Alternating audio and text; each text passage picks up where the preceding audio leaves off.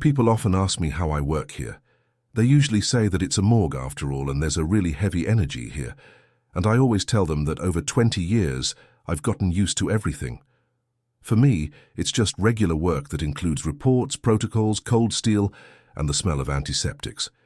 This is my normal routine, but there are things that are never written in medical charts and that we doctors prefer not to talk about out loud, so others don't think we're crazy. There are moments when you suddenly realize that medicine has ended and something completely different has begun. Something that absolutely doesn't lend itself to any logical analysis. There are nights when it suddenly gets much colder here than usual. It's not just the chill from the air conditioning, but a piercing and unnatural cold that goes right through to the bones. We call this phenomenon the cold of anticipation, and it doesn't scare us at all. It rather forces us to start listening carefully.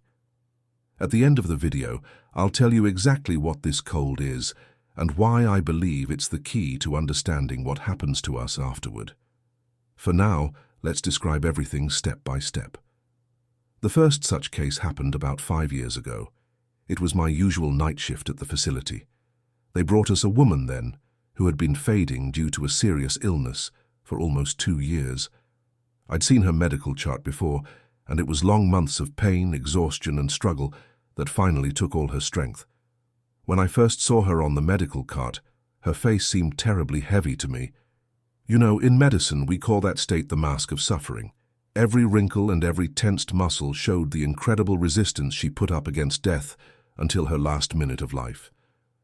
We left her in the preparation room for a while. It was deep night, and only the cooling devices were working in the entire morgue.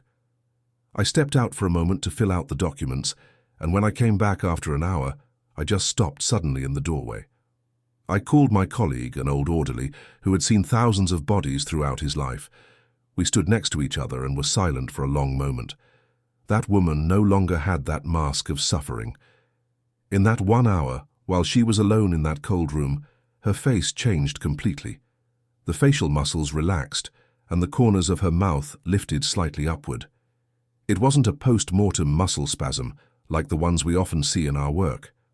No, it was an expression of absolute and very deep peace. That's how a person looks who finally drops a heavy backpack after a very long climb up a high mountain.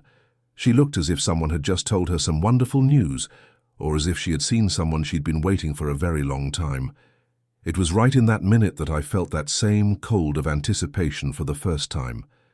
The air around the medical cart seemed to suddenly freeze completely, but I didn't feel any fear from this phenomenon at all. On the contrary, a strange feeling appeared in me that we had just witnessed how that person finally became free.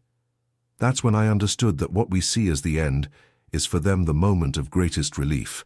Pain always stays here in our earthly world, and there, apparently, something awaits them that makes them smile even after the worst illness. The second case happened in the fall. They brought us a man then who died in a sudden accident on the road. He had no documents with him, only personal items in a transparent bag, among which was an old smartphone. The device's screen was completely shattered, the casing deformed, so the equipment was dead just like its owner. That night I was on duty alone. The bag with the items was lying on the table in the corridor, right under the emergency lamp. Around 2 o'clock at night, I was walking by and suddenly heard a strange sound. It was a short electrical crackle, like the one old speakers make just before a connection comes in. I stopped abruptly then. Right before my eyes, the screen of the broken phone suddenly lit up with bright light. It was absolutely impossible because the battery was damaged, and the circuits inside had turned into useless scrap. But through the dense web of cracks, I clearly saw the glowing light. I approached the table a bit closer. On the screen there was an open notes app. There was only one word written in capital letters: sorry. It glowed with a bright white shine for about 10 seconds, and then the phone went out forever. The next morning, the son of that man came to the morgue. It turned out they hadn't spoken to each other for 5 years because of an old argument. The guy was completely broken by immense regret and blamed himself for not having time to reconcile with his father.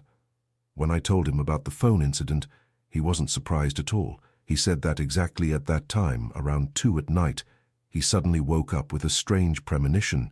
He felt then as if his father was standing next to him and saying goodbye for the last time. At that moment in the morgue corridor, that sudden temperature change happened again.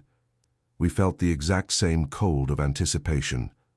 That's when I understood it was the energy of the last impulse. It was the last message that didn't go through the network, but found a way to reveal itself through semiconductors when the body could no longer speak. This made me think deeply about all of it. If even broken iron can react to the force of human regret, then how powerful our consciousness must be, which doesn't need any wires at all. There's one more thing that everyone working night shifts knows about, but it's not mentioned during morning briefings. It's about a sound, but not the kind you could record on a regular dictaphone. Once, we were admitting a man who had worked as a teacher his whole life. He was brought in very late, so I was left alone to finish listing his belongings. There was absolute silence in the morgue then. Even the fridges were working unusually quietly that night. I was standing with my back to the medical cart, calmly filling out the log, when suddenly I clearly heard a sound. It sounded like someone slowly turning the pages of an old book, you know, that characteristic rustle of dry paper. I froze in place then. I first thought it was a draft moving my documents, but my papers were lying completely still on the table. I turned around slowly then. Nothing had changed on the medical cart, but the feeling that someone was standing a meter away from me and calmly observing the space was so strong that my fingers went numb. It wasn't fear of the deceased person at all. It was a sense of a living and intelligent presence of someone nearby.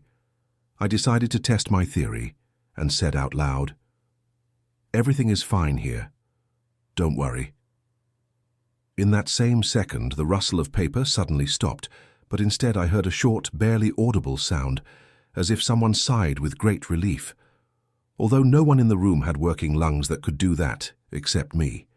And again I felt that same sharp and dry cold. It didn't come from outside, but as if it arose in the very center of the room and spread in a wide wave. That's when I understood that consciousness after departure doesn't become foreign to us at all. It keeps its old habits and its pace. That man was simply checking where he was, and only calmed down when he heard a familiar human voice. It wasn't any mysticism from horror movies. It was an ordinary meeting of two consciousnesses on the very border, where one is already free and the other is still tied to papers and procedures, and the next case finally stripped me of all my skepticism. It happened during a regular weighing procedure, which we always do for the protocol. We have modern electronic scales here, very precise and calibrated every morning. We were working then with the body of a man who had been a priest in life. He devoted his whole life to serving other people and left this world very peacefully. When we noted the numbers on the board, I walked over to the table to write down all the data. My assistant was standing right next to me then, and suddenly we both heard the characteristic beep of the scale, which usually happens when the weight on the platform changes. We looked at each other in great surprise. On the board, there was now a number smaller exactly by 21 grams. This is a very well-known number that Dr. Duncan McDougall wrote about at the beginning of the last century. But seeing it with your own eyes on modern equipment is a completely different experience, though the strangest thing wasn't that at all. In that same second, the heavy metal doors of the room, which we always close with a tight latch to avoid drafts, began to open slowly. It happened without any sound and without any creaking. They simply swung open, as if someone confidently pressed the handle from inside, and walked straight out into the corridor. I went out immediately after them. The corridor was completely empty, but there was such dense cold of anticipation that the air seemed almost visible, like steam in winter. It wasn't a drop in temperature in the room itself, because the sensors showed stable +4 degrees Celsius. It was a cold present in my head and in every cell of my body. That's when I finally understood that we don't just weigh bodies here. We weigh only a certain suit, and the one who wore it all his life just finished his shift and simply went home. He opened the doors for himself, which for us living people still seem like an insurmountable obstacle. Now I'll tell you exactly why this cold is the key here. Over the years of my work, I understood one very important thing. Our soul is a colossal collection of energy. It's what maintains the warmth in our body. It makes the heart beat and the neurons flash with thoughts. When this energy goes out, it immediately absorbs heat from the surroundings for its last push and for that final transition. This cold of anticipation is simply the physical trace of the departure of something incredibly powerful. I no longer fear my night shifts. Every such case is a reminder to me that we're not here forever. We're here only on assignment. And what we consider the ultimate end within the morgue walls is in reality just the moment when the passenger finally hears his flight and goes straight to the gate. Don't fear this cold. Fear living life in such a way that after your departure, not even a light puff of warmth remains that anyone would want to remember. And have you ever sensed the presence of those who have already left? Write your story in the comments under this video.